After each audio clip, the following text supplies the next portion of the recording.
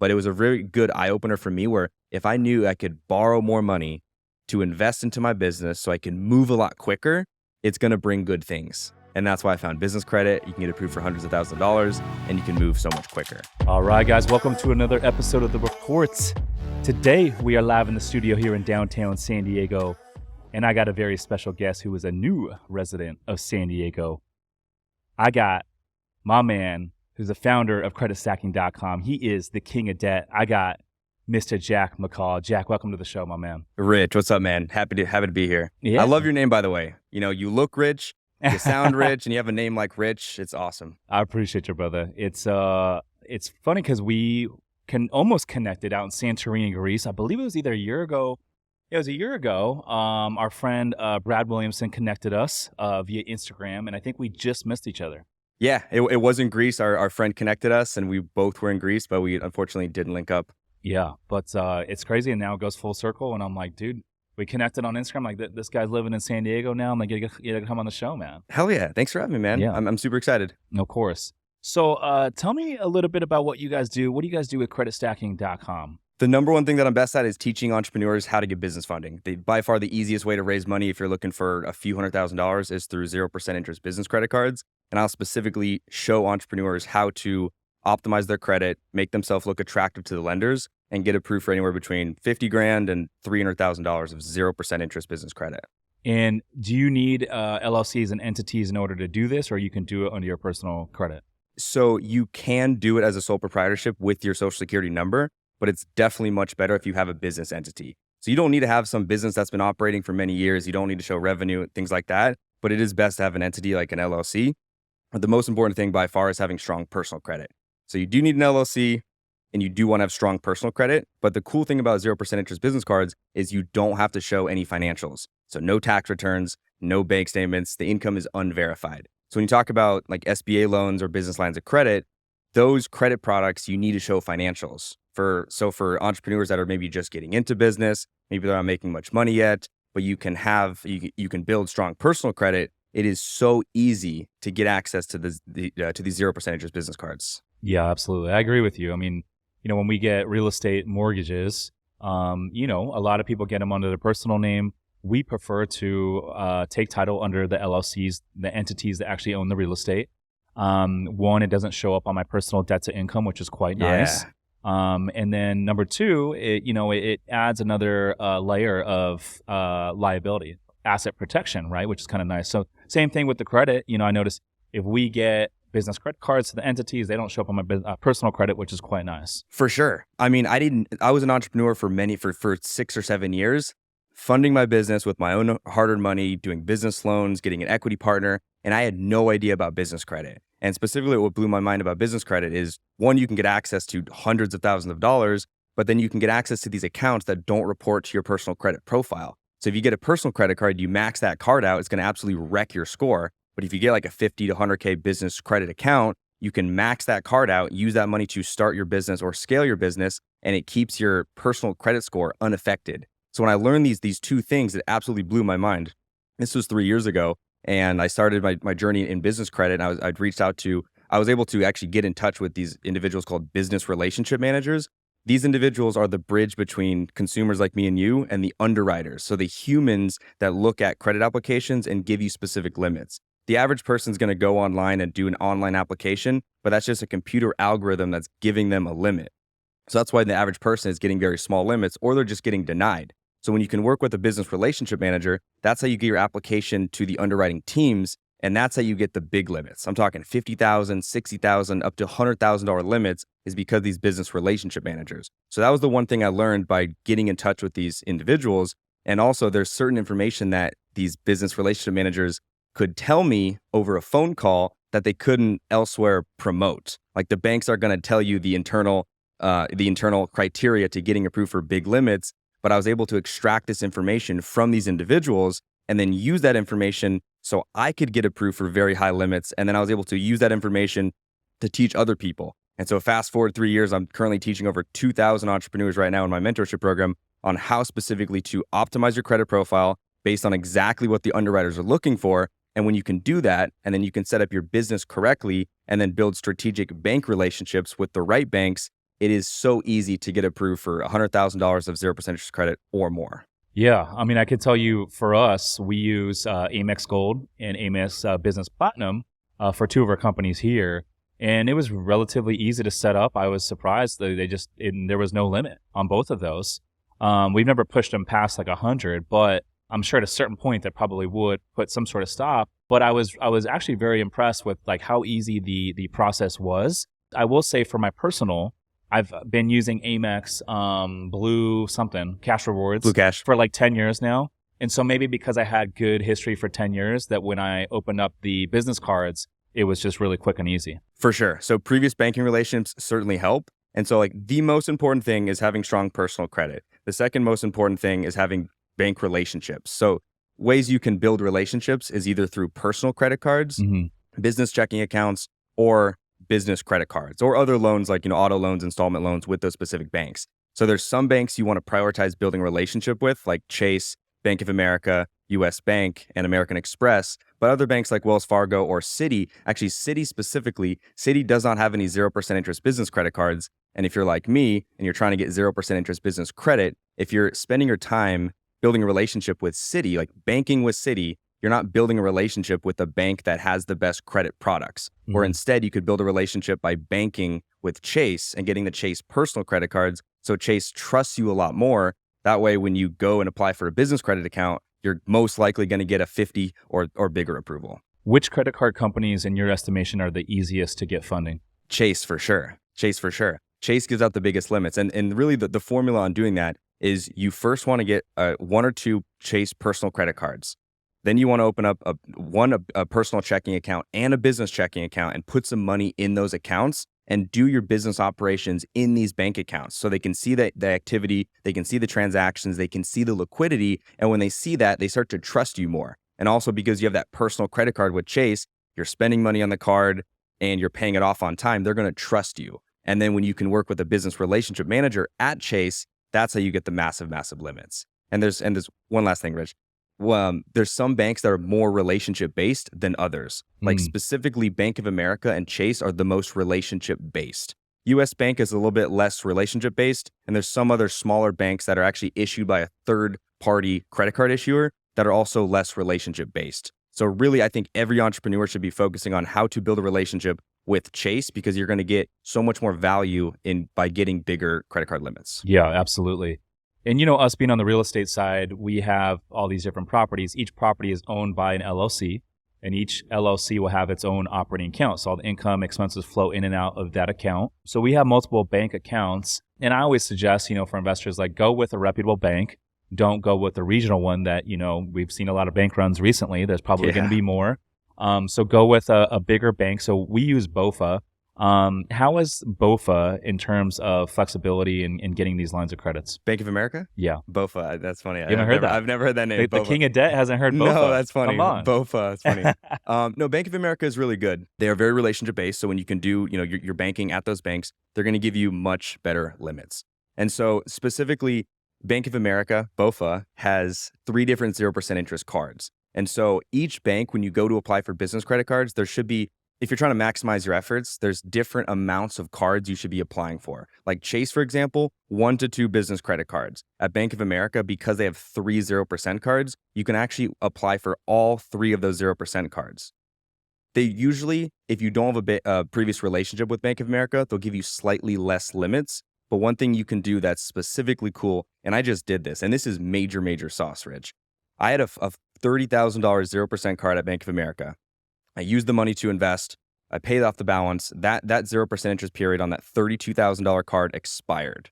The balance is now at 0. I then applied for 3 new 0% cards. It's the travel 0%, the customized 0%, and the unlimited 0%. I got 11K, 22K, and 11K. So I got 40-something K of brand new 0%. I then sent a request in by calling the number on the back of the card and asked them to move the limit from that expired $32,000 0% card and move that limit to one of my brand new 0% cards. So now instead of having $42,000 of 0%, now I have over $70,000 of 0% for 9 months at Bank of America. That's because I had that first one, then I requested them to move that limit over to one of the new ones. And then the promotional 0% interest resets for that new limit that you bring over? Exactly. Whoa. Exactly. So Well, that's major. And not all banks will let you do that. Chase will let you do that. American Express will let you do that. BOFA will as well. But US Bank will not let you move limits, which is quite unfortunate. interesting. My buddy's in the car industry. He's a dealer, and he sells like a lot of nice exotic cars. But he said U.S. Bank is like one of the easiest to get like financing. They'll push a lot of auto loans through. So I find it interesting that on the credit side, they're a little bit less relation based. I have heard that at US Bank. One thing I will mention about buying luxury cars. So I just bought a brand new, or not brand new, a 2022 Mercedes-Benz GLE 63S. It was 130K after the tax. And I was actually able to stack auto loans to get that car with no money out of pocket. So I was able to do that with 2 different banks and stack those 2 auto loans on top of each other, which helped me get that car with no money out of pocket. What do you mean when you say that? So there's some banks that will give you auto loans that they don't actually verify you buy a car. So I got a $100,000 auto loan at Chase, and I was really only able to do that because I had a really good relationship, because I had business cards, business banking, and personal credit cards. So they gave me just under 100K, 99,900. And then I was able to get an auto loan at a different bank that ended up sending me the money that I used to pay for that extra 30K on top. So it's no money out of pocket. And these 2 notes are not secured to a vehicle. The one is. The Chase is. The 100K Chase one is, but the one I stacked on top is not. Interesting. Yeah. Wow. So with these credit cards right now, so you get the 0%. You said typically 12 to 18 months. And then after the 12 to 18 months, what do you tell us to do? Is it smart to open other cards for 0%? Pay them off? What's the game plan there? So it really depends on your strategy Mhm. and the business model, the investment strategy that you're working with for that capital. But you can always get more 0% interest. 0% interest. If you can't pay it back before the introductory period ends, you can always get a brand new 0% card at a different bank and then balance transfer that balance over to the new bank. So if you get a Chase $50,000 card, you get to the end of that 12-month period, and maybe you're in a real estate deal and you haven't paid it back yet. You need to get a different 0% card to then transfer it to. You can go to other banks and get 50K there and then transfer that balance over to that new card. Yeah. I think in the real estate investing space, this is huge because with a lot of these projects, at least the ones we buy, we're always buying stuff at a discount. We're buying stuff where we can add tremendous value. And so, using some of the 0% interest short term is great because we're adding so much value to these properties. We can go to refi, pull money out, and then use that to pay back, cards in this instance. So that is a very unique play, and I could see a lot of real estate investors, if they were more aware of this, to utilize it. I think a lot of people don't know that it's possible. They don't. It's an absolute game changer. I run a lot of ads on social media, and there's so many people that comment on my ads saying, this is a scam, 0% interest is not possible. There's no such thing as 0% interest. The Fed is increasing the interest rates. If you just Google 0% interest business credit, you'll see it's certainly possible. But I don't blame people for not knowing, because I didn't know for several years of being an entrepreneur. And then I learned about it, and it absolutely blew my mind. And so 0% for the introductory period, which is on the low end 9 months, which is Bank of America, and up to 18 months on the high end. And then you can always get more cards when you need to, and then balance transfer those balances over. So really, you can do 0% for years, and that's what I've been doing. These are for anyone watching the video. These are my credit card books. This is my main stack. I have easily over 50 cards in this stack right here, and then this is my side stack. Wow, you got 50 credit cards. I need to recount because I've got a lot more recently. Probably 12 more. I'm probably over 60. Wow. And how many different banks hold those credit cards? 20 probably. Wow. And what would you say your overall combined spending limit is? 600K. Wow. Yeah. Okay. I went from zero business credit to over $500,000 in business credit in just over a year. Wow. Yeah. That's impressive. So super quick. And really, I did this on brand new businesses just by optimizing my credit profile based on the information that I extracted from these business relationship managers. I made myself attractive to these banks just based on my personal credit profile, and then built relationships with the right banks. I didn't even have much liquidity, maybe $5,000, $10,000 in the accounts before applying for the cards. And I was able to do this with no income verification, no bank statements, no tax returns, etc. And so once I started to see pretty good success for myself doing it, I started to teach other people. And then once I had more data points to see what was working, what wasn't working, I was really able to hone down and just figure out the best possible blueprint that would work every single time. And again, I'm teaching thousands of entrepreneurs, and there's some people that will get like $200,000 to $300,000 in the matter of days just following this blueprint. Someone just posted in our Facebook group, you got approved for 300 grand in 3 days just by shooting all the applications out. It probably took him a little time to optimize his profile. Sometimes it takes people a month, sometimes it takes people a few months, but when they optimize it, they follow the exact blueprint that I'll teach them, and then they go apply the exact way that I tell them to apply, and they'll see massive success. And when it comes to the applications, there's some information you specifically don't want to include on the application, and there's some information you need to make sure it's super accurate. And one thing I will mention is when it's asking for the projected income, the personal income and also the business revenue, those are projections, those are estimates. And so you can, even if you're a brand new business,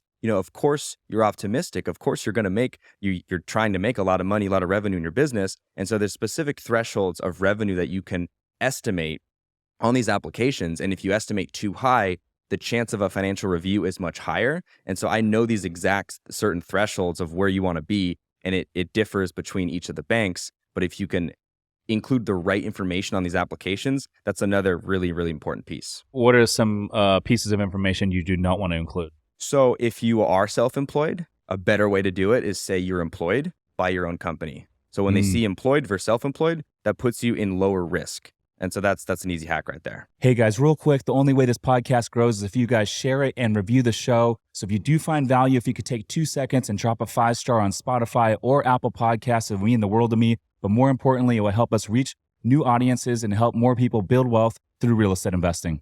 I got a question about the line of credit. So like right now, with the interest rate environment that we're in, rates are very expensive. Hard money is anywhere from 9, 10 on the low end, is expensive as 12, 13, even 14% right now. And so obviously if you can secure some 0% interest, borrow it for 12, 18 months, that's going to be a lot cheaper than paying 12, 13% in today's climate. How can you leverage these lines of credits? And is there a way to do it for 0% to where I can just use that same as cash? So with business lines of credit, you won't get 0%, but you will get them at pretty low interest. Like I have single digit? Single digit, yeah. Single digit on the lowest end. Like if you have good credit, you can get single digit. In the last 6 months, it's been a little bit harder to get single digit. It's going to be like, closer to 10. But I have one at a bank that is single digit.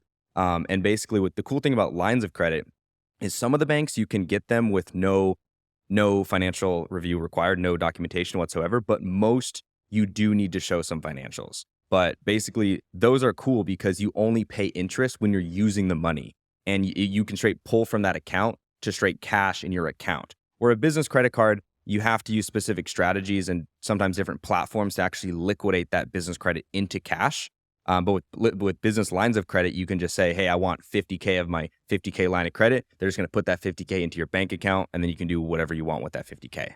I love that. Do you have a lot of real estate investor clients in your group? For sure. Yeah. For sure. A lot of people who are flipping, a lot of people who are doing the BRRRR strategy, a lot of people who are doing the Airbnb, 100%. Like, for most people, if you have an extra 50, 100K, 200K, you can do so many more deals in a year, in 2 years. It's insane. So actually, the most amount of people that are leveraging these strategies are real estate investors. What's the most line of credit that you've seen someone get approved for? On one line of credit, 100K. 100K. I've many times, actually. Yeah.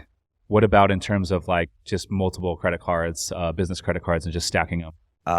Over 300 grand. Wow. I mean, I have dozens of people in credit stacking my program who have gotten easily over $300,000. In a matter of how long? Sometimes 1 month, sometimes 4 months, but a short period of time. Yeah. So other than answering those things correctly, the income and then saying you're self-employed versus unemployed, any other major tips that you can share? You want to be submitting these applications as close to your address, your personal address, or your business address as possible. If your personal and business address is in San Diego, California, and you're in New York, they're going to see that IP address of New York and think it's a bit weird that you're applying across the country. So in that scenario, you want to use a VPN to San Diego to put your IP address as close to San Diego as possible. So that's one tip right there. In terms of personal income, there's a big range, and it will depend on certain banks, but American Express is the most strict on the personal income, where basically if you list a personal income over 175K, the chance of them requesting financials is dramatically higher. And so if you do make more than 175 and you can show it on a tax return, then by all means report that. but don't. I wouldn't be super optimistic at American Express with personal income and say 250 grand if you're only making 100. You have to be a little bit more conservative on American Express. Yeah. I have used Amex for like 10 years, and I feel like over the 10 years, my income has increased a little bit each year. So I've put in these increases, and each time they increase my limit. And then, like I alluded to with the gold and the platinum cards, there was no limit, which is pretty cool. But I mean, that was 10 years of like, solid increments, increases. But I like working with Amex. Like you call them and someone real answers the phone right away. They seem to be very helpful. I do have another credit card with Chase. They're okay. And I have a Capital One as well. But I would say Amex is hands down, at least for me personally, my favorite to work with. Do you have a personal favorite? Chase and American Express for sure. The best limits, best platforms, the best points. And I'm looking forward to going into credit card points and luxury travel. But they produce the best points for sure. So what you're referring to, Rich, about the charge cards, the Amex Business Gold, Amex Business Platinum, when you say there's no limit, it's true in a sense. There is something called spending power. So you couldn't put $1 million purchase on the card, but maybe if your spending power is very good, you might be able to put a $400,000 transaction on that card just because you've built that spending power up over time. If someone gets the Amex Business Gold for the first time on a brand new relationship with American Express, there's not going to be a preset limit, but their spending power might only be $5,000. It might be 20 grand, but there is the spending power. And the way to increase that spending power is to spend on the card. And the more time you can max it out and pay it down, the higher they're going to increase your spending power. Chase doesn't have products exactly like that. So American Express is quite unique in terms of these charge cards that have the spending power that can increase over time. Like when I was running an e-commerce store, I had one that went to 150K in spending power just because I was spending on the card, paying it down, spending on the card, paying it down. So that's how you increase the spending power. But if you have a preset limit on the traditional credit cards, like at Chase, if you have a 50K business credit card, that's a preset limit. And there are ways to increase it through doing a credit line increase, which you can do by calling the number on the back of the card. Some banks will give you a credit line increase with a hard inquiry, and some will give you a credit line increase without a hard inquiry. So Chase, actually, this is a good tip. Chase used to require a hard inquiry to give you a credit line increase, but they recently changed that policy. So you can actually call Chase, call the number on the back of your card, and ask them to give you a credit line increase. And actually, one other tip to do right before that is to let them know that your personal income has increased recently. And then they'll ask you, what did it increase to? Give them a number that's slightly higher than what was previously reported, and then ask for that credit line increase. And they're most likely going to give it to you if you have good, strong personal history. credit. Because they will do a soft credit check, which doesn't impact your credit score, but they still look at parts of your credit.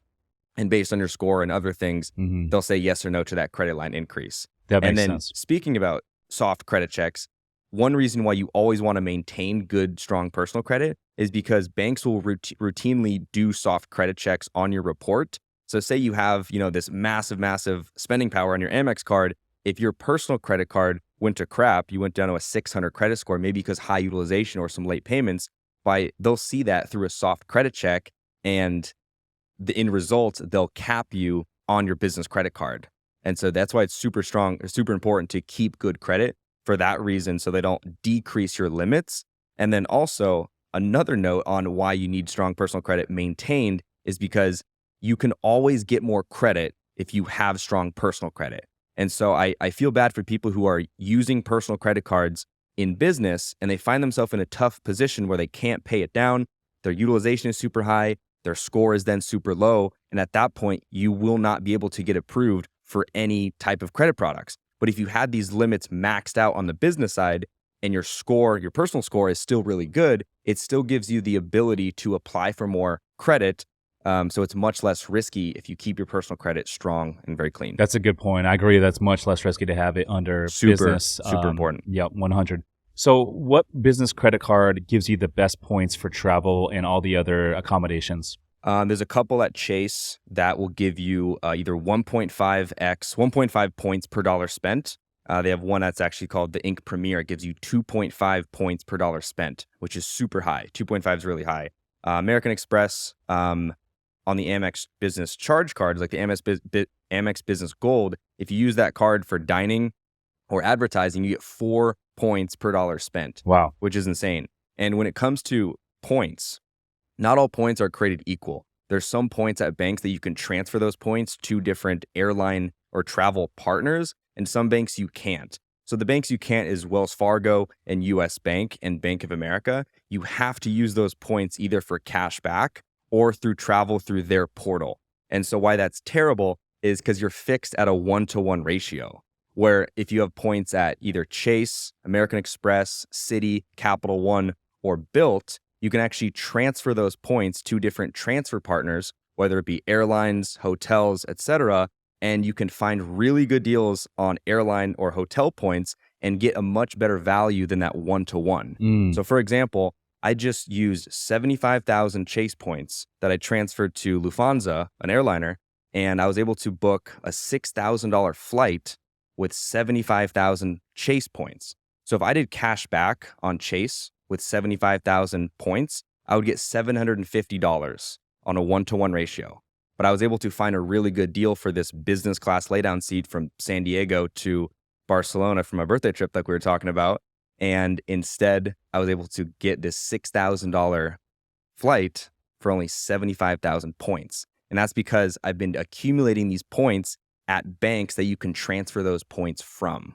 Wow. Do we have a direct flight now from San Diego to Barcelona? No, it goes through Munich. Got it. Okay. Yeah. I took the Lufthansa from San Diego to Munich. I was going to say Barcelona. I might have to hop on one of those flights soon. Yeah. Yeah. That's cool, man. I always try to go direct whenever I can. It's just so much easier. Yeah. But I feel you, man. I feel like, especially with these longer flights. Dude, it's a game changer. And for any entrepreneur that's not taking advantage of credit and credit card points, it's a massive disadvantage. It's a massive disadvantage because you're strapping yourself for capital. Like when I started in business, I had between $5,000 and $10,000 to my name, and I was so limited. And at that point, I was selling hoverboards, and those were super viral. I was one of the first companies to sell hoverboards in the States, and I had such little money where if I only had hundreds of thousands of dollars to invest in these hoverboards in China and have them shipped over to me, I could have made millions of dollars. But I had to send my $5,000 to $10,000 to China, wait for these hoverboards to get over here, sell them, make my margin, send them more money, wait for it again. And it was a very slow process. But if I only had more money to work with, I would have made so much more money.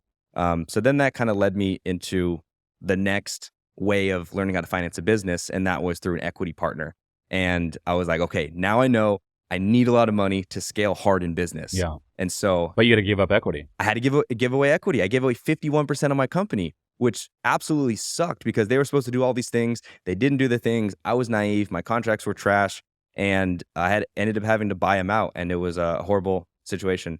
But then my third business, I had a spring break travel company, and I got a business loan. That's the only way I knew how to finance businesses without my hard-earned cash and without an equity partner. But I was paying interest for this loan. And so if you're paying 10 to 20% interest on capital to scale or to start a business, it's going to make it 10 to 20% more difficult to actually succeed in the business.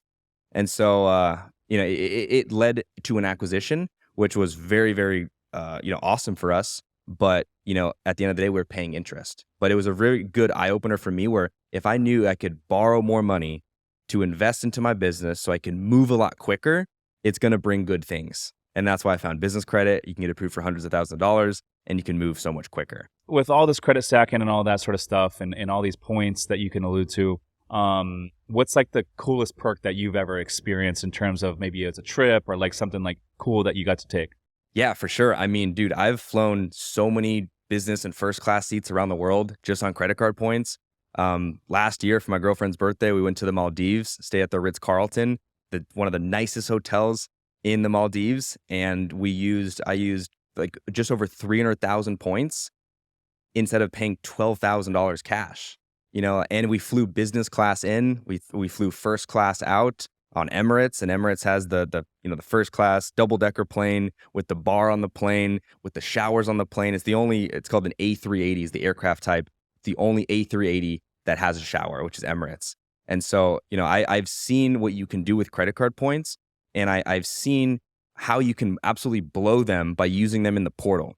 If you use them in the portal, you're getting maybe a 1.5x return on your points. But if you can find good deals with these airlines or hotels, you can get a 3 to 20x on your value of points. And like when I was staying in Santorini, where we barely crossed paths, I was staying at Hyatt properties, and I was getting a 4x multiple on my points.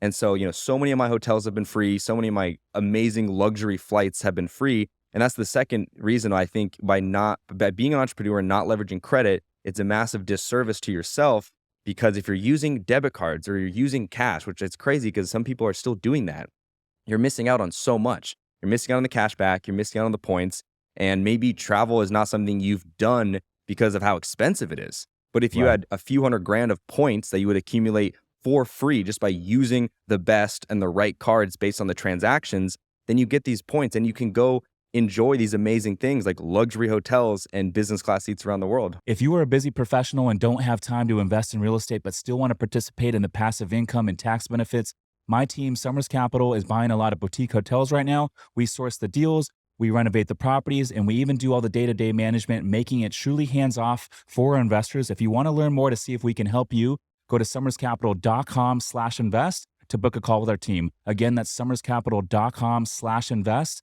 Now back to the show.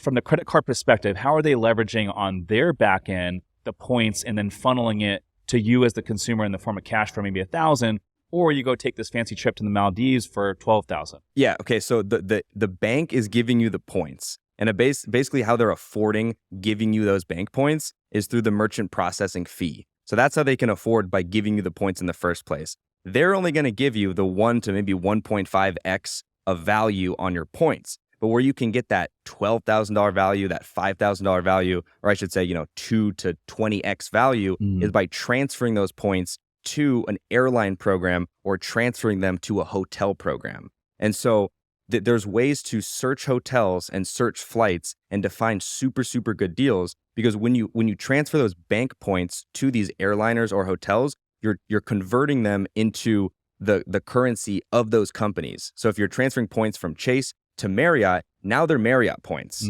And so Chase just gave you the same 1-to-1 value, because if you transfer 100,000 points from Chase to Marriott, they're going to give you 100,000 Marriott points. And so they have a relationship where it's a 1-to-1 value. So there's no money that the bank is losing, but we're able to now find really good deals on these hotel platforms and the airline platforms. So because you're a new sign up, and they have these new sign up programs to where they give you all this leverage on the front end. So it's not even that. Well, what I think you're mentioning is the sign up bonuses to get these cards in the first place. But now where we're at is transferring the points to these loyalty programs. That's what I mean. Like if you're new, let's say you're new at American Airlines, you never flown them before, or maybe Marriott, and you join their honors program or whatever, you get a bunch of bonuses for being a new sign up, right? So if you were to sign up a brand new credit card or sign up for the program, you won't get points if you sign up for their program for the first time. But if you sign up for like a credit card, you will get that sign up bonus. If you spend X amount of money. If you spend X amount of money, yeah. Got it. But okay, so rewind just one quick sec. So we're transferring the points from the bank over to these loyalty programs, and there's ways to search to find these really good deals. And basically the best time to get these massive value on these flights is within 6 weeks before the departure. Because basically airlines like Lufthansa will, all these big airlines, they'll try to sell these first class and business class seats, but most likely they're not going to sell all of them. And so about 6 weeks before the departure date, they're going to open it up to award space, which means you can then book it on points, and you can book it on points for a really good deal, because they don't want the seats to be empty. So they're going to try to sell the seats. And then about 6 to 2 weeks before the flight, they're going to open up award space and allow people to book on points, just so they can get someone in the seat and not just leave the seat empty and not make anything. Yeah, I love that. I always say for any like business owner out there or entrepreneur, real estate investor, like, if you can make it work, spend a little bit extra or spend the extra points to get into business or first class, whether it's a longer flight, which, obviously you get the comfort, you get the drinks, you get all that stuff included. But from a networking standpoint, it's like now you're in the first class lounges. Now you're sitting next to folks that have money that could potentially become a client or a investor, where you're not going to have that same networking effect sitting in economy. And all it takes is for you to meet one investor or one client that strokes a couple $100,000 check, and hey, that's that's your ROI right there. For sure. And specifically with the aircraft, the A380, the double-decker planes, there's a lounge, like a bar in the back. You can go stand up, order drinks, get champagne. There's couches and stuff. There's literally a lounge on these planes, and it's super good for networking. And these are people that are most likely paying between $5,000 and $12,000 for these first class seats that you can just leverage some points and go hang out with them. Wow. So they got a bar where you stand up and hang out yeah. in the middle of the flight. One of the trips I went on recently was in February. It was a trip with me and 20 friends. We were doing a business mastermind trip in the French Alps, and there was 20 of us that flew Emirates business and first class from JFK to Milan, and it was literally 20 of us who spent, I think it was 72,000 points instead of, I think it was $5,000. 72,000 points, which comes out to about $720 instead of paying the $5,000 for that seat. And then it was the 20 of us in the back of this Emirates A380 that were just, enjoying champagne, talking, networking, having a good time. Yeah, dude, you're always putting out good like travel content, dude. You're always traveling all over the world. I encourage all the listeners to follow Jack at King of Debt. But yeah, dude, where are you traveling to next, man?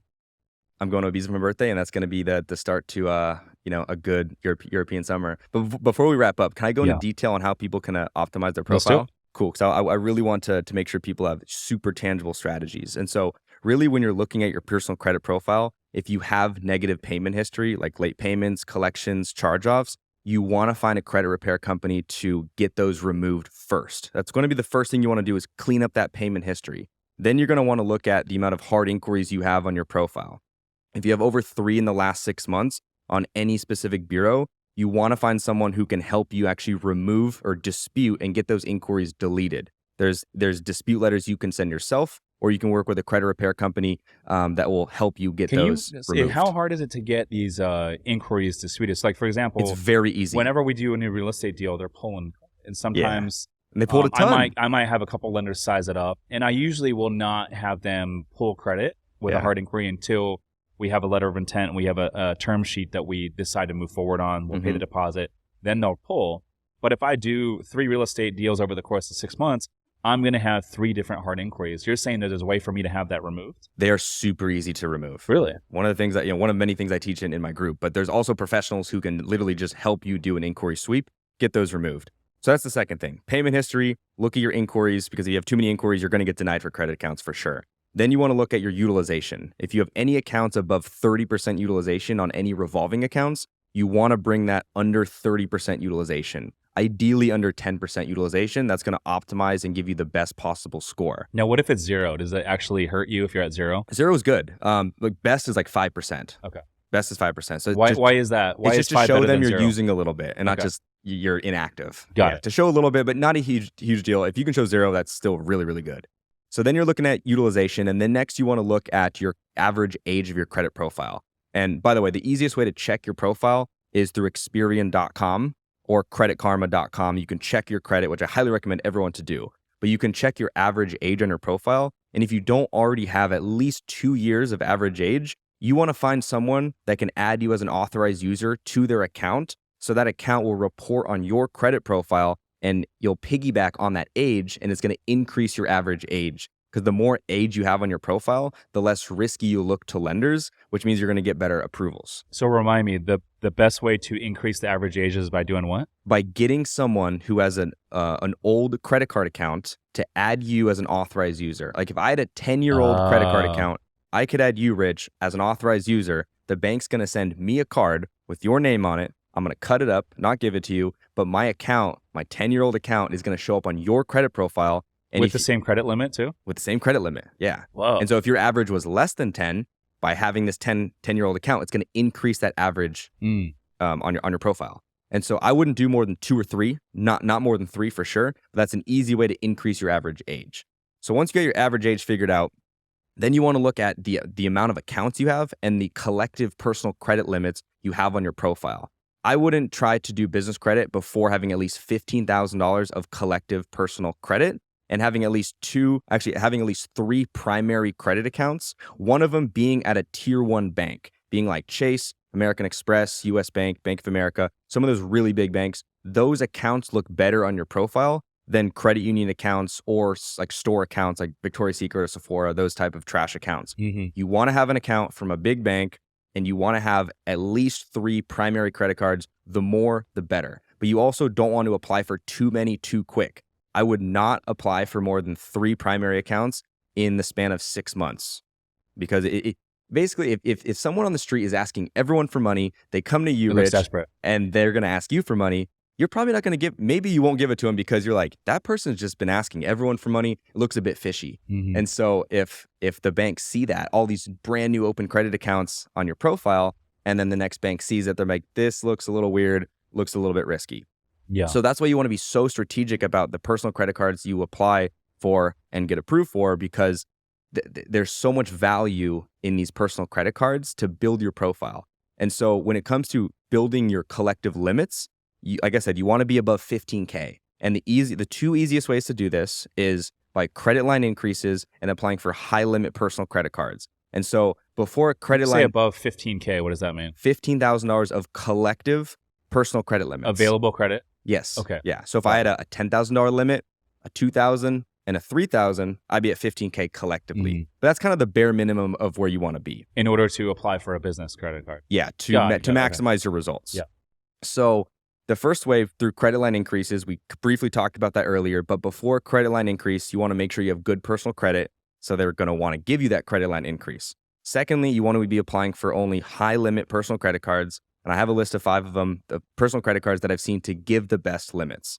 The Chase Freedom Unlimited, the Chase, one of the Sapphire cards, one of the Amex co-branded cards. So this is Amex Delta, Amex Hilton, Amex Delta, Amex Hilton, and Amex, is it Hyatt? Yeah, there's a third Amex co-branded card. Okay. So I'll list them again. I think Chase is Hyatt because I have a Chase Hyatt. Okay, Hilton, Marriott, and Delta. Those are the 3 co-branded personal credit cards at American Express. So I'll list them again. The 5 high-limit personal credit cards that I recommend is Chase Freedom Unlimited, one of the Chase Sapphire cards, one of the Amex co-branded cards, the Apple card, and also the Bilt credit card. What is the Bilt credit card? So I've never heard of it. Bilt is actually a credit card you can use to pay rent on. Bilt gives you an account number and a routing number that you can use to pay your rent. So it actually doesn't look like you're paying rent with a credit card because they give you that account and routing number. And then you'll get points for paying your rent? You get points for paying your rent. You get 1 point per dollar spent when you pay your rent, and you don't get charged a credit card fee because it doesn't look like a credit card because they give you that account number and that routing number. And another really cool thing about Bilt, not only does it give you a high limit for most people, is Bilt is the only program that allows you to transfer points into American Airlines. Like Chase can't transfer points into American Airlines, neither can Capital One, Citi, or American Express. Bilt is the only program you can do that. And so when you're looking at domestic flights and booking points to get really good value on your points, Bilt is the only program that allows you to transfer your points into American Express, which is awesome. Interesting. I'm going to have to look that up. I'm going to have to definitely look that up to get points for rent where I'm living. And Dude, it is a game changer. And I can transfer those points right into the Amex. You can transfer your points to American Airlines. American Airlines. Got it. So that was how you increase your collective limits. Ideally, you want to be between 40,000 of collective limits and 80,000. If you go too high, you can actually hurt you a little bit. Really? So you want to be under 100K of personal available collective credit? Yeah. Because mine's well above that. Yeah. So you're saying that's a bad. Mine's probably closer to like 200K in available. It makes it a bit harder. I've seen now people you have 600K though, right? Of business credit. Oh, this is business. Yeah. Okay. So I'm talking about just personal credit. Personal, okay. I'm really going through how to optimize your personal credit profile to make you look as attractive as possible to get these big business credit limits. And so if you're way over 100 grand of personal credit limits, I recommend to bring them down a little bit. Interesting. Yeah, mine's probably close to 200 personal. I don't utilize much of it, but you're saying, would you cancel some of those? I would not cancel because I want the age on that account, but I would reduce the limit. So let me ask you this question. So for someone that had poor credit, let's say they had a 650, 625 credit score, how long would that person take to improve their credit to something that's respectable? So it depends on if that 620 is a result of bad payment history or high utilization. High utilization can easily drop your score 100 points from 750 down to 650. And if you just pay your utilization off, shoots up. It's going to shoot right back up when the statement closes on each of those accounts, shoot right back up. But if it's payment history, if you have collections or late payments, it could take several months to actually get those removed to boost you up. But utilization is the easiest way to move your score. So I would first focus on that. So if you have like delinquent payments and all that in your credit history, you're saying that you can actually have those removed? You can hire a professional, have them send dispute letters, and through the Fair Credit Reporting Act, there's very good laws that protect consumers like us, where if you could dispute these negative items, there's very specific timeframes that these creditors and the bureaus have to prove that you actually made this mistake or that you had this collection, et cetera, And there's really good strategies where you can, fight and dispute these things where they can actually prove that it's yours, because maybe there was an inaccuracy in the system or other things. But it's very common, if you're working with a good credit repair professional, that they can help get these items removed for you. Yeah. Dude, you're like a wealth of knowledge, but I was thinking just now, like all this stuff you're spitting out about all the credit card debt. I was thinking Dave Ramsey and everything he preaches is like the complete opposite of what you're preaching, but it all makes sense. 0%, as long as you're not paying interest. And you can leverage that 0% into growing your business, whether it's real estate investing, whether it's other lines of business. And it makes sense. And then in addition to that, you double dip and you get the points, you get all these free trips, get to fly first class, and that's, leads to additional networking. So, definitely something that I think should be leveraged, as long as you're doing it the right way, right? There's always good debt and bad debt. Good debt and bad debt, baby. Yeah. Yeah. You use it the right way, you leverage it, you invest in yourself, invest in your business, you're most likely going to see great returns. If you have more money, I think the chance of succeeding in that business increases, because most likely, people are strapped for cash. I was strapped for cash, and it's so hard to actually scale if you're strapped. You have your overhead, and the quicker you can scale, if it's a proven model that will work, like if that model can work, if you have more money to scale it up, your chance of succeeding is so much greater if you have more money. Specifically, if you have 0% interest, not paying interest, not giving away equity, not giving away control. I couldn't agree more.